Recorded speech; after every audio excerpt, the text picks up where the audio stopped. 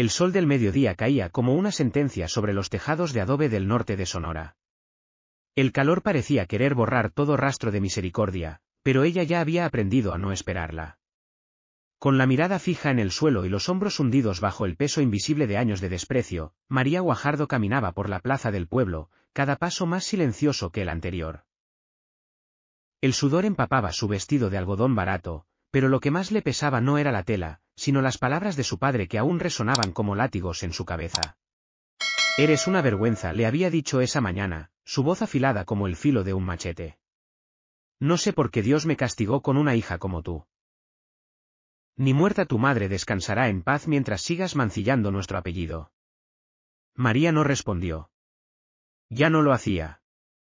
A sus 27 años, había aprendido que el silencio era su único refugio, una forma de evitar que la herida abierta se hiciera más profunda. Caminaba hacia el mercado con una lista de encargos y el alma hecha trizas, preguntándose, como cada día, cuánto más podría resistir.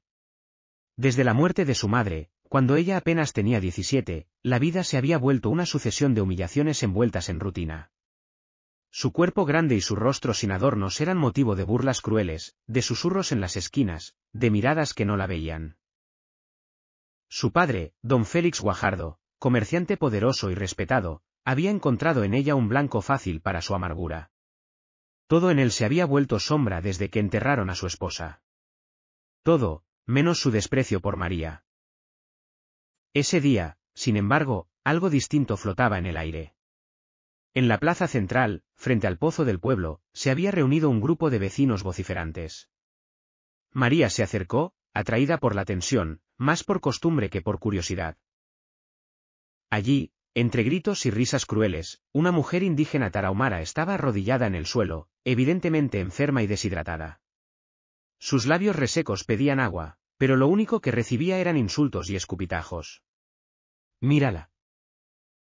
Como todos los suyos, viene a pedir limosna», gritó un hombre con sombrero de fieltro, don Laureano, uno de los socios de su padre. «Deberían quedarse en sus montañas, no venir a manchar nuestro pueblo con su peste». María sintió como algo se rompía dentro de ella. Una llama vieja, enterrada bajo años de sumisión, volvió a encenderse con furia silenciosa. Vio en los ojos de esa mujer la misma desesperanza que la había acompañado desde que tenía memoria. Sin pensarlo, se abrió paso entre la multitud. «Déjenla en paz», exclamó con una voz que ni ella reconoció. «Solo está pidiendo agua. No les ha hecho daño a nadie». El silencio cayó como un relámpago. Todas las miradas se volvieron hacia ella. Algunos soltaron risas ahogadas. Don Laureano no tardó en reaccionar. «Miren quién habla», dijo con desdén. «La gorda Guajardo, defendiendo a las salvajes. Supongo que entre rechazados se entienden». Las carcajadas crecieron, pero María no retrocedió. Se arrodilló junto a la mujer, sacó su cantimplora y la acercó con manos temblorosas pero firmes. La indígena la miró con unos ojos oscuros llenos de asombro y gratitud. En ese instante, por primera vez en muchos años, María sintió que valía algo. Aunque solo fuera por un gesto pequeño, en un rincón olvidado del mundo. Pero esa chispa de dignidad no tardaría en cobrar un precio. Un niño salió corriendo hacia la tienda de abarrotes, a informar a don Félix de lo ocurrido. Cuando el viejo apareció minutos después, su rostro ya no era el de un comerciante hastiado, sino el de una tormenta a punto de desatarse. Cruzó la plaza, tomó a María por el brazo con una fuerza que le arrancó un gemido, y la arrastró entre murmullos y miradas divertidas. En casa, la furia estalló como pólvora encendida. «¿Cómo te atreves?», gritó, azotando la mesa. «Frente a todos, ya no basta con que seas una vergüenza por tu cuerpo, ahora también te comportas como una loca defendiendo a esa escoria». María, que aún no se reponía del golpe en el alma, apenas logró murmurar: «Mamá habría estado orgullosa». El rostro de su padre se deformó. «Tu madre te malcrió, y mírate. Una mujer que nadie quiere, que arruina todo lo que toca». «Ya no puedo más. No serás mi carga un día más». María palideció. «¿Qué quieres decir?». Don Félix se acercó con una frialdad que dolía más que los gritos. «Mañana vendrá al pueblo Santiago Ocelotl. Le debo dinero. Te irá con él. Saldarás parte de mi deuda. Él sabrá qué hacer contigo. Un vacío se abrió bajo sus pies. Santiago, el guerrero indígena, susurró María, con el rostro desencajado. Había oído su nombre. Era temido, respetado, y completamente ajeno a su mundo. No eres mi hija, dijo don Félix, caminando hacia la puerta. Una hija mía jamás me habría avergonzado como lo hiciste hoy. Y entonces, sin volverse, cerró la puerta con un golpe seco. María quedó sola en la sala, abrazando el único recuerdo de su madre que aún conservaba, un rosario de madera vieja, colgado en la pared. Su cuerpo temblaba, pero sus ojos ya no lloraban. Estaban secos. Secos de tanto esperar amor donde solo había castigo. Esa noche no durmió. Miró por la ventana las estrellas sobre Sonora, preguntándose cómo sería ser de otro mundo, de otro nombre, de otro destino. Cuando los cascos de un caballo se acercaron al amanecer, su corazón comenzó a latir con la fuerza de una despedida irreversible. El sonido de los cascos rompió la quietud de la madrugada como un presagio. La brisa fresca que aún no se rendía al calor del desierto trajo consigo un olor a cuero, humo y algo más, algo indescifrable, antiguo, como si el pasado mismo se acercara montado a caballo. María Guajardo miró desde la ventana. Un hombre alto, de piel cobriza y mirada indescifrable, desmontaba con la agilidad de quien nació sobre la silla. Llevaba el cabello largo recogido con una cinta de cuero. Su vestimenta era sencilla pero imponente, pantalón oscuro, botas curtidas, una camisa de lino sin botones, y sobre sus hombros, una manta indígena tejida con símbolos que María no comprendía. Santiago Ocelotl. Don Félix salió al encuentro sin saludar. Solo señaló la casa con un gesto seco. Santiago no dijo palabra. Apenas asintió, como si ya todo estuviera decidido. María se apartó de la ventana. Sabía que no tenía elección, pero algo dentro de ella se negaba a aceptar el destino como una cadena inevitable. Cuando su padre entró, no pronunció una despedida, solo una orden: toma lo esencial. ¿Te vas ahora? María subió lentamente las escaleras, recogió su pequeño bolso con algunas ropas y el rosario de su madre, y bajó con pasos de piedra. Santiago la esperaba frente a 2 caballos. Le extendió una mano. Ella dudó, pero al ver los ojos de aquel hombre, no vio crueldad. No vio deseo. Solo un vacío impasible. Como si su alma ya hubiera visto demasiadas despedidas. Montaron en silencio. Y sin una sola palabra de su padre, abandonaron el pueblo. El camino era largo. El sol subía en el cielo como un juez sin clemencia. A ambos lados, la tierra se extendía árida, salpicada de cactus y piedras. María sentía que cada paso del caballo la alejaba no solo del pueblo, sino de todo lo que había sido. Lo que no sabía aún, era que aquello era exactamente lo que necesitaba. Durante horas, Santiago no habló. Solo avanzaba, atento, como si escuchara cosas que ella no podía percibir. María intentó no llorar, pero las lágrimas surgían sin permiso. No por su padre. No por el pueblo. Lloraba porque por primera vez en su vida, no sabía quién era, ni qué sería de ella. Al atardecer, llegaron a una elevación desde la cual se veía un valle escondido entre montañas. Santiago se detuvo, desmontó y miró al horizonte. Luego, en voz baja, dijo: falta poco. Fueron las primeras palabras que le dirigía. María lo miró, intentando leer más allá de su expresión serena. Pero Santiago era como una roca del desierto, antiguo, firme, inescrutable. La entrada al campamento fue inesperadamente serena. No era un fuerte ni un asentamiento militar. Era un círculo de tiendas hechas de pieles, con pequeñas fogatas y niños que corrían descalzos. Las mujeres molían maíz, tejían, cantaban en lenguas que ella nunca había oído. No hubo gritos. No hubo burlas. Solo miradas. Muchas. Algunas desconfiadas. Otras, curiosas. Santiago desmontó. Le ofreció ayuda para bajar del caballo, pero María negó con la cabeza. Lo hizo sola. No por orgullo, sino por necesidad. Necesitaba sentir que aún conservaba algo propio. La condujo hasta una tienda más grande que las demás. Era simple pero digna. Dentro, había mantas limpias, una vasija con agua, y un brasero apagado. Esta es tu tienda. Puedes descansar. Si tienes hambre, come junto al fuego. Nadie te hará daño aquí, dijo Santiago sin alzar la voz. María solo asintió. Él salió sin esperar respuesta. Por primera vez en días, estaba sola. Pero no era la misma soledad de su casa. Aquí, el silencio no era condena. Era, espera. Al caer la noche, una mujer entró en la tienda. Era mayor, con trenzas largas decoradas con cuentas. Llevaba un plato de comida, pan de maíz, carne cocida, y algo que parecía una infusión. No habló, pero le sonrió. María, acostumbrada a la desconfianza, observó la comida como si fuera una prueba. No comió. La mujer esperó unos segundos, luego se fue, dejando el plato. María permaneció sentada, abrazando sus rodillas. El olor del guiso le recordaba las cocinas de los pueblos indígenas que visitaba su madre en vida. Lugares donde siempre la habían tratado con respeto, aunque su padre se burlara de ello. Ese recuerdo fue lo último que pensó antes de quedarse dormida sin darse cuenta. Al amanecer, Santiago estaba de pie fuera de la tienda. No la despertó, solo esperó. Cuando ella salió, él le habló: ¿No comiste? ¿Tienes miedo?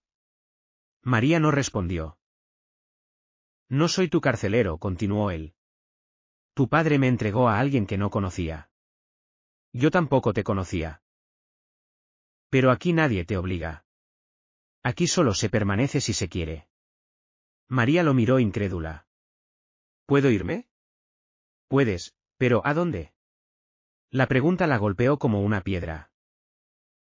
No tenía respuesta. No tenía a nadie. Ni un lugar. Ni un propósito. Santiago entonces le dijo algo que nunca olvidaría: el que no pertenece a ningún lugar, puede comenzar de nuevo donde lo traten como persona. María no dijo nada, pero algo en su interior se quebró. O tal vez, comenzó a sanar. La mañana se colaba entre las grietas de la tienda, pintando franjas doradas sobre las mantas tejidas. María Guajardo despertó con el corazón apretado, como si su cuerpo todavía no se hubiera dado cuenta de que ya no vivía bajo el techo de su padre. Se sentó en la cama improvisada y observó el plato de comida del día anterior, intacto. Su estómago gruñía, pero el miedo le seguía ganando a la necesidad. Afuera, el campamento comenzaba a vivir. Voces suaves en un idioma que no comprendía, pasos descalzos sobre la tierra, el golpeteo rítmico de mujeres moliendo maíz. Todo era extraño, y sin embargo, no hostil. El rostro de Santiago Ocelot cruzó su mente. Sus palabras de la madrugada anterior aún le daban vueltas: el que no pertenece a ningún lugar puede comenzar de nuevo donde lo traten como persona. Ella no sabía si podía creérselo. En su mundo, el respeto era una moneda rara, y ella nunca lo había merecido. Cuando por fin salió de la tienda, lo hizo con pasos inseguros. Algunas mujeres la miraron de reojo, pero no con desprecio. Una niña pequeña se le acercó con curiosidad y le tendió una flor silvestre. María la tomó con manos temblorosas. Era la primera vez en mucho tiempo que alguien se le acercaba sin burlas ni desprecio. Durante el día, Santiago se mantuvo distante. Pasaba junto a ella sin imponerse, sin hablar más de lo necesario. Pero siempre estaba cerca. Cuando notaba que alguien la observaba con desconfianza, aparecía. Cuando ella se alejaba sin rumbo, él la seguía con la mirada. Era una sombra tranquila, constante. La segunda noche fue más difícil. María no podía dormir. El silencio del desierto no era como el de su casa, donde cada minuto sin palabras escondía una bomba a punto de estallar. Este silencio era más profundo. Más honesto. Y eso la aterraba. Se quedó despierta horas, reviviendo cada escena de humillación que había vivido. La forma en que su padre la llamaba carga, vergüenza, estorbo. Las veces que evitaba mirarse en los espejos para no confirmar que era tan indeseable como decían. Al amanecer, Santiago se presentó con un cuenco de barro humeante. Esta vez, era pan recién cocido y algo que olía familiar, caldo con especias suaves. Lo dejó frente a ella sin decir nada. No necesito tu caridad, dijo María, con una voz que temblaba más de lo que pretendía. Santiago la miró largo rato antes de responder, no es caridad. Es cortesía. Y se fue. Las horas pasaron lentas. El sol subía implacable y María sentía que el calor empezaba a deshacer la coraza de orgullo que había construido para sobrevivir. Finalmente, salió de la tienda y buscó un rincón bajo la sombra de un mezquite. Se sentó sola, como siempre. Minutos después, Santiago se acercó, sin armas, sin palabras agresivas. Se sentó a una distancia prudente. Sacó de su bolso una piedra pulida, lisa como un espejo, y la colocó entre ambos. Esta piedra, dijo con voz serena, la encontré cuando era niño. Me ayudó a entender que algunas cosas se pulen solo con tiempo, agua, y resistencia. María bajó la mirada. Su voz salió baja, rota. ¿Por qué haces esto? ¿Qué esperas de mí? Santiago no respondió de inmediato. Sus ojos, oscuros como la tierra húmeda, se mantuvieron fijos en ella. No espero nada. Solo que sobrevivas. Y si puedes, que comiences a vivir. Esa tarde, una mujer llamada Itzel, joven, con mirada clara y sonrisa tranquila, se presentó en la entrada de su tienda.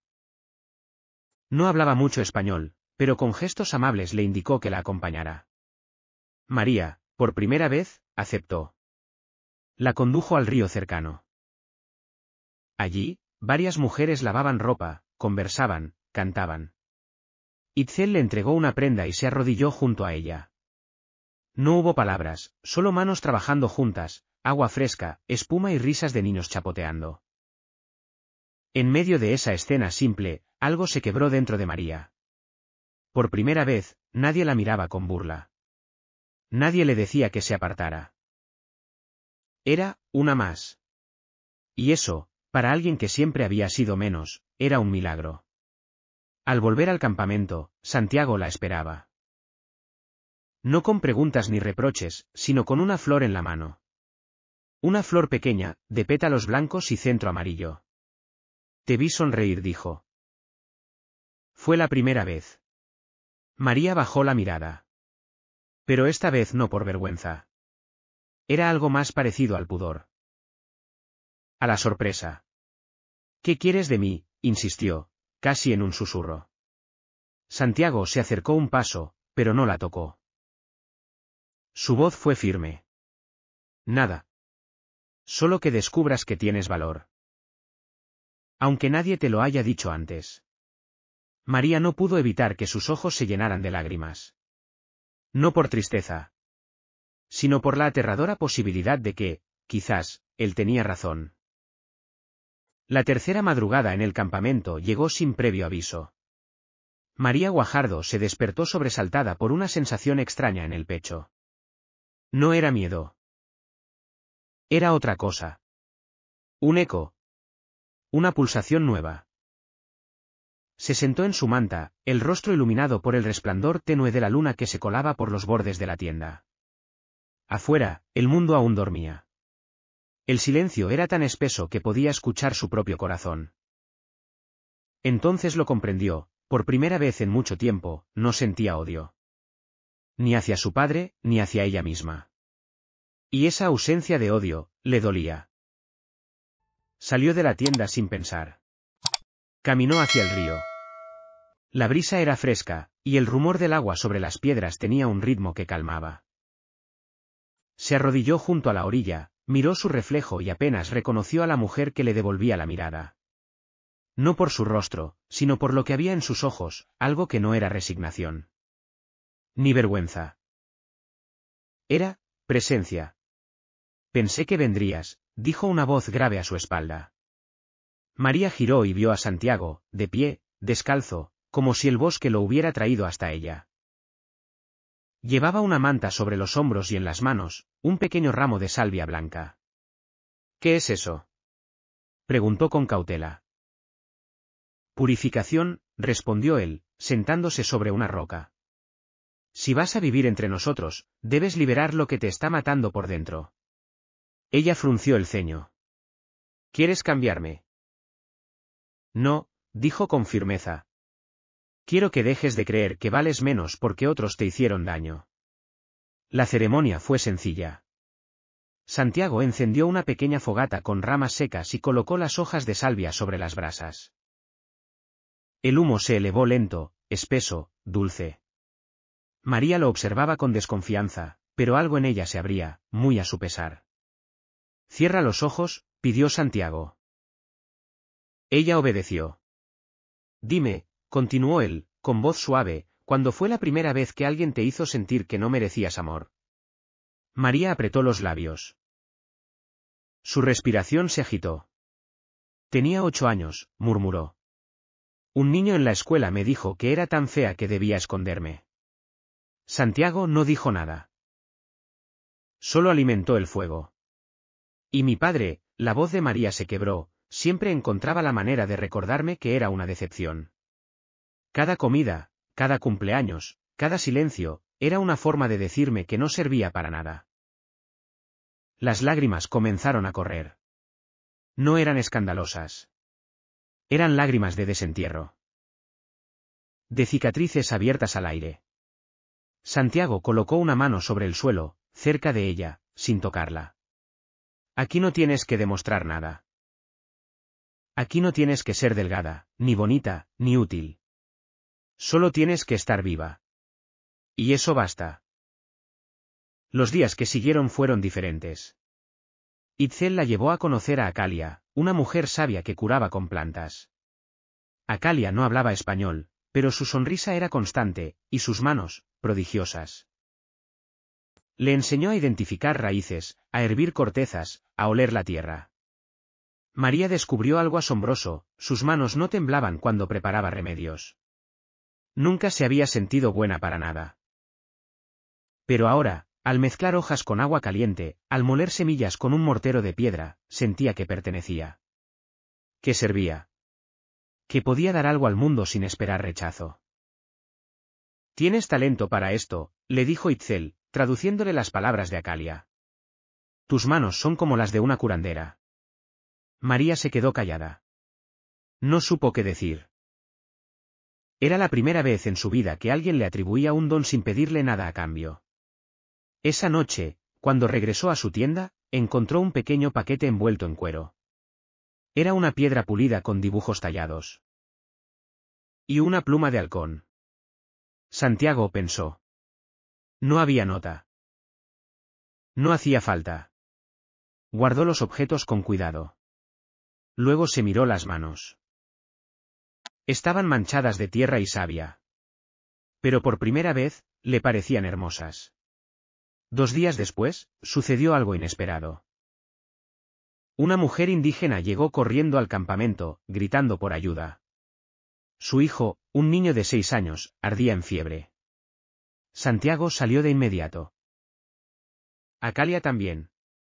Pero fue Itzel quien tomó a María de la mano y le dijo, ven. Tus manos saben qué hacer. La tienda del niño estaba llena de lamentos y olor a enfermedad. El pequeño jadeaba, los ojos en blanco. María se paralizó. No puedo, susurró. No soy nadie. No sé nada. Santiago se acercó. Le habló al oído. Tú sabes. Confía. María tragó saliva. Se arrodilló. Tomó el pulso del niño. Recordó las recetas de su madre. La temperatura del agua. Las raíces para bajar la fiebre. Las manos de Acalia guiando las suyas. El dolor de perder. El deseo de salvar. Durante horas, trabajó sin descanso. Preparó infusiones, cambió paños fríos, cantó en voz baja una melodía que su madre le había enseñado. Y cuando el sol comenzó a esconderse, el niño abrió los ojos. Murmuró algo en tarahumara. Su madre lloró. Y María, también. Supo, sin que nadie lo dijera, que ese momento lo había cambiado todo. El campamento despertó con una energía distinta. El niño se recuperaba. Su respiración era estable, y el color había regresado a sus mejillas. A su alrededor, las mujeres de la tribu colocaban ofrendas simples, frutas, telas, amuletos. María Guajardo no entendía del todo los rituales, pero comprendía el lenguaje universal del agradecimiento. Acalia, la curandera, se le acercó al amanecer. Le tomó las manos, las alzó como si pesaran oro, y le habló con voz suave pero solemne. Itzel tradujo: dice que tus manos están guiadas por el espíritu de tu madre. Que tienes el don. Que los espíritus de esta tierra te han aceptado. María sintió que las palabras se clavaban en lo más hondo de su pecho. Cerró los ojos y por un instante, imaginó el rostro de su madre sonriendo, no desde el recuerdo doloroso, sino desde la presencia viva de cada gesto que ahora le salía de manera natural: moler, cocer, cuidar. Esa tarde, Santiago apareció frente a su tienda.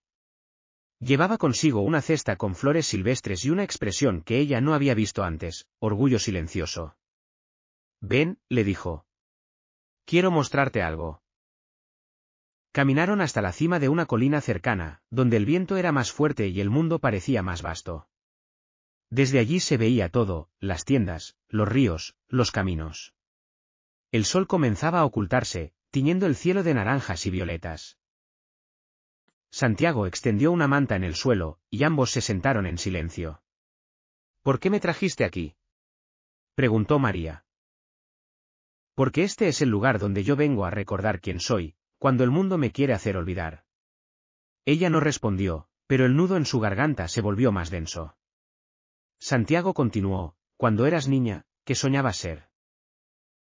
La pregunta la tomó desprevenida. Nadie se lo había preguntado nunca. No sé, respondió, con un hilo de voz. Supongo que quería ser como mi madre. Ella sanaba, cocinaba, hacía que los demás se sintieran seguros. Pero luego mi padre se encargó de convencerme de que yo no servía para eso. Ni para nada. Mentiras, dijo él, sin titubear. Hay palabras que te hieren como un cuchillo. Pero solo matan si tú las dejas entrar.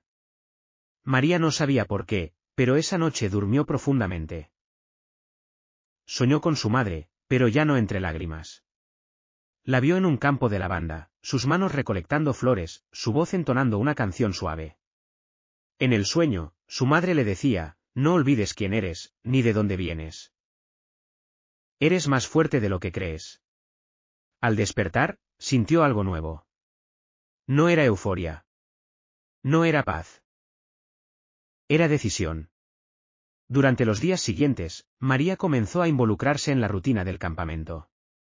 No por obligación. Por elección.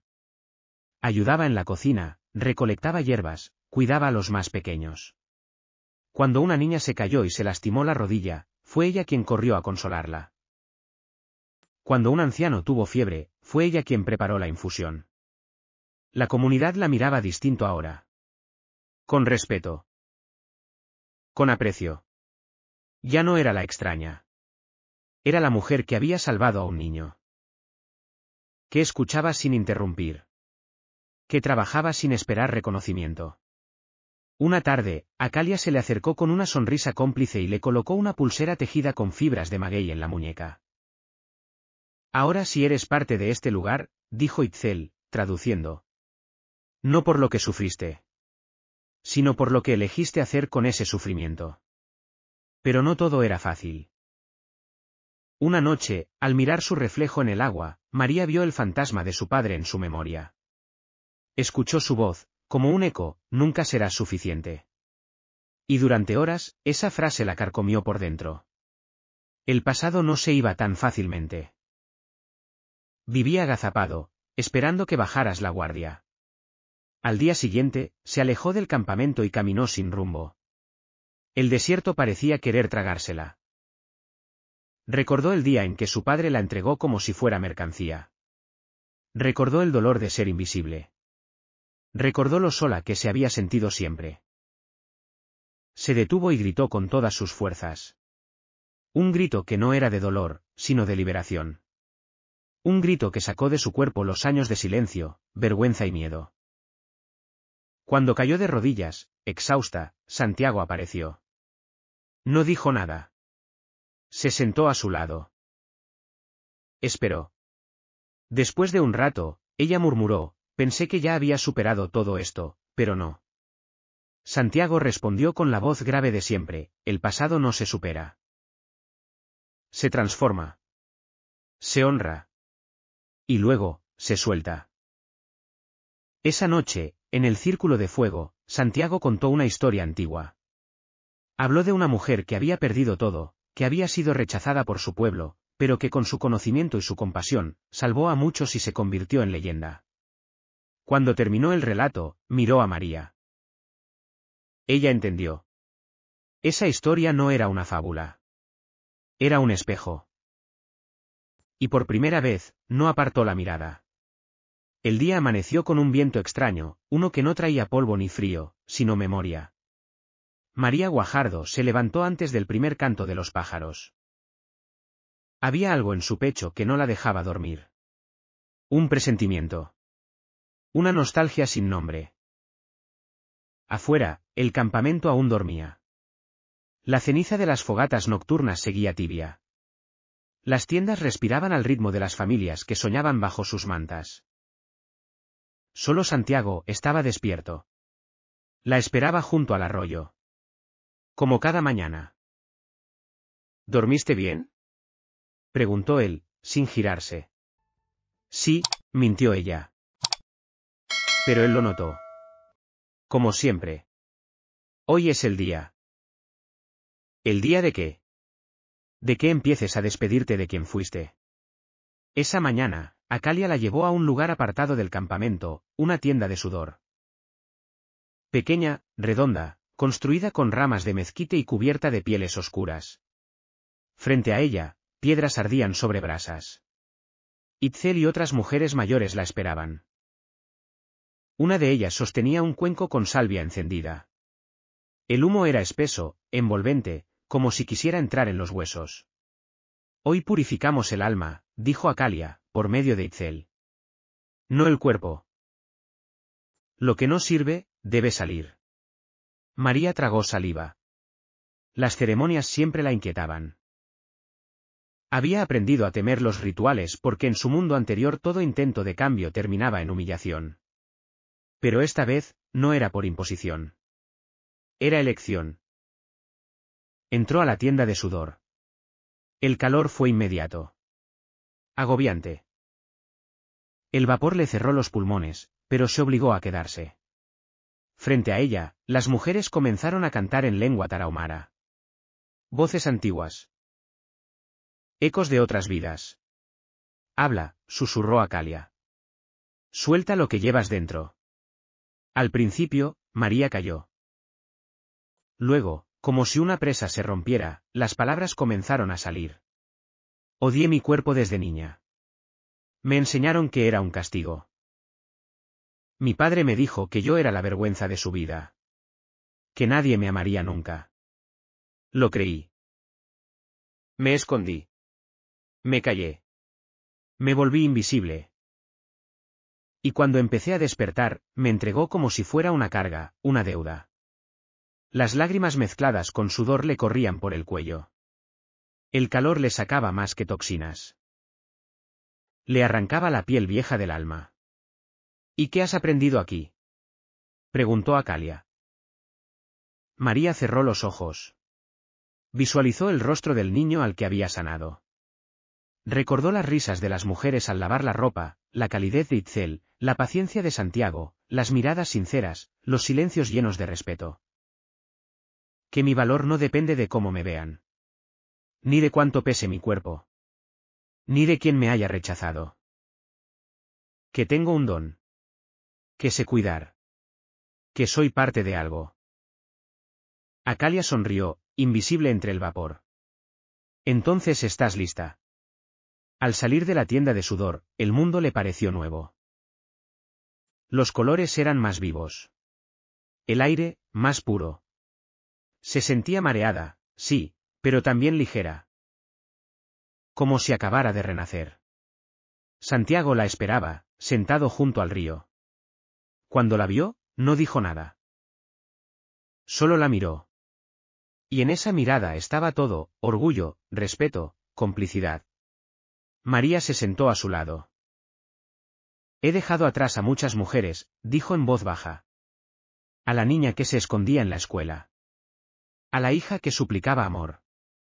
A la mujer que creía que su cuerpo era una maldición. Todas ellas, se quedaron en ese vapor. ¿Y la que salió? O preguntó él, ¿quién es? María dudó.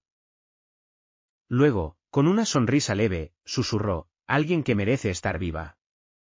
Durante las semanas siguientes, María se convirtió en un pilar del campamento. No por decreto, ni por título, sino por acción.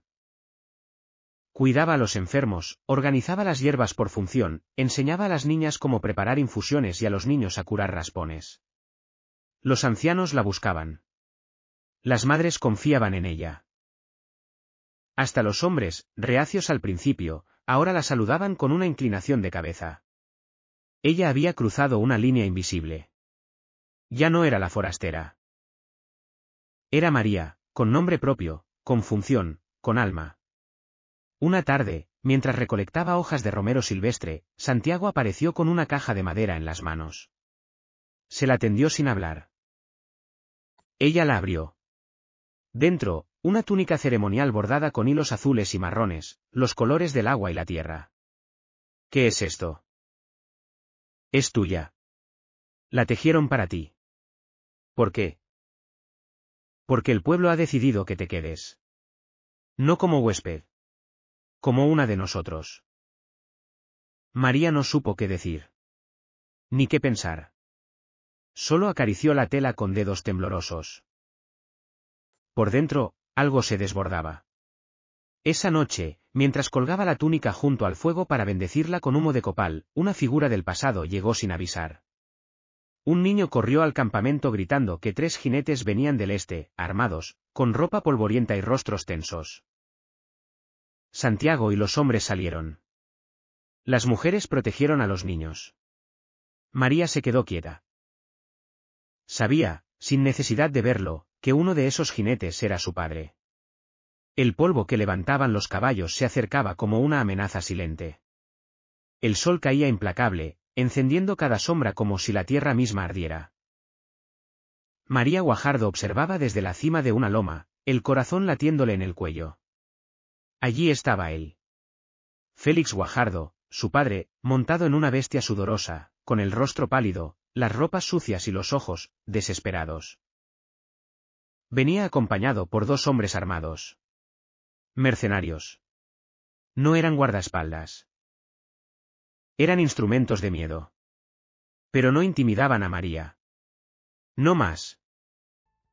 A su lado, Santiago permanecía inmóvil, como una piedra viva.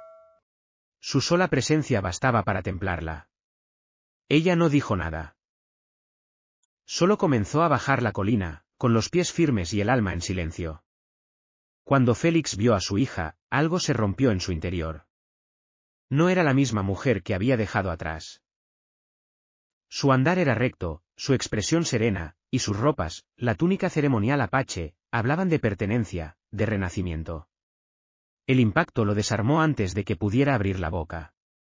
María, murmuró, desmontando torpemente. Gracias a Dios que estás bien. Yo, he venido a llevarte a casa. Ella se detuvo a 3 pasos de distancia. No retrocedió. No se quebró. Solo lo miró. Ya estoy en casa. Félix parpadeó, sin entender. Todo se vino abajo. El negocio, las cuentas, los acreedores. No supe cómo manejarlo sin ti. Siempre fuiste la que ordenaba todo, la que hacía que los números cuadraran. Necesito tu ayuda, hija. Esta vez, te lo estoy pidiendo. María sintió un nudo en el pecho. No de culpa. De compasión. Ahora sí soy tu hija, respondió. Cuando me necesitas. Cuando ya no queda nada. Félix bajó la mirada. Por primera vez, se le vio pequeño. Lo siento, balbuceó. Cometí errores. Fui cruel. Fui ciego. Pero puedo cambiar. Podemos empezar de nuevo. Los hombres que lo acompañaban miraban con incomodidad. Santiago se acercó, sin decir palabra, solo para estar cerca. Para estar listo. No he venido a pelear, dijo Félix rápidamente, notando su presencia. Solo, necesito a mi hija. María levantó la mano, exigiendo silencio. Tú necesitas a tu hija. ¿La misma a la que entregaste como si fuera una bolsa de maíz? ¿La que despreciaste cada día durante años porque no encajaba en tu idea de perfección? Félix temblaba. La boca abierta. Pero no salía palabra. Yo sí he cambiado, padre, continuó ella. Aquí me enseñaron que valgo. Que no soy un error. Que tengo algo para dar. Y no volveré contigo. No a esa vida. ¿Entonces me abandonas? Gritó él, la voz quebrada. No, respondió María con calma. Te perdono. Pero no regreso. El perdón no siempre significa volver atrás. A veces, significa cerrar la puerta con dignidad. El silencio fue total. Ni siquiera los insectos se atrevieron a sonar. Entonces, como si el peso de años cayera sobre sus hombros, Félix se arrodilló en la arena. Lloró. No como un hombre que exige, sino como uno que finalmente entiende. Tu madre estaría orgullosa de ti, susurró, entre sollozos. Y yo solo puedo pedirte que seas feliz. María se acercó. Colocó una mano sobre su hombro. Ya lo soy. Félix no se quedó. Antes del atardecer, se marchó, esta vez sin súplicas, sin amenazas. Solo con una mirada final que hablaba de despedida, y de respeto. Había perdido a la hija que quiso controlar, pero quizás, por fin, reconocía a la mujer que había florecido sin él. La noche llegó cargada de estrellas. El campamento se vistió de celebración. Las mujeres pintaron el rostro de María con tintes naturales, y su cabello fue trenzado con plumas y cuentas sagradas. La ceremonia de unión no era solo un matrimonio, era el reconocimiento de que ella, la extranjera, ahora era hermana, sanadora, compañera. Santiago la esperaba junto al fuego sagrado. Llevaba una banda cruzada al pecho, decorada con símbolos que hablaban de protección y compromiso. Cuando María se acercó, todos guardaron silencio. Incluso el viento. Nantán, el curandero anciano, alzó la voz, los espíritus han hablado. El agua de la vida los ha unido. No son dos caminos que se cruzan. Son uno solo, que comienza hoy. Ambos bebieron del mismo cuenco. Se tomaron de las manos. Y sin palabras, sellaron una promesa que ya no necesitaba ser dicha. Esa noche, mientras bailaban alrededor del fuego, María sintió por fin lo que tanto había buscado, libertad. Ya no era la hija avergonzada, ni la mujer rota, ni la carga silenciosa. Era María Ocelotl, sanadora, esposa, y miembro amado de una comunidad que había sabido ver más allá de las heridas. Santiago la abrazó desde atrás. Sus labios en el oído le susurraron, ¿tienes miedo? Ella sonrió. No.